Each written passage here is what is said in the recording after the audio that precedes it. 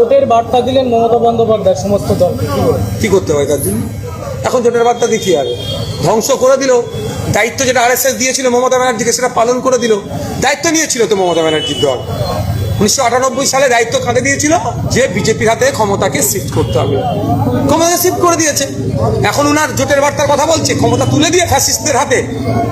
2021 সাল, 2026 সালের আগে আমি তো বলেছিলাম, আপনারা অনেকে দেখিয়েছে, আগে ভোট তারপরে, আগে ভোটার তারপরে ভোট, 27 লক্ষ নাম, যে মমতা ব্যানার্জি ভোট বয়কটে ডাক দিক, তখন জোটের বার্তা মনে ছিল না।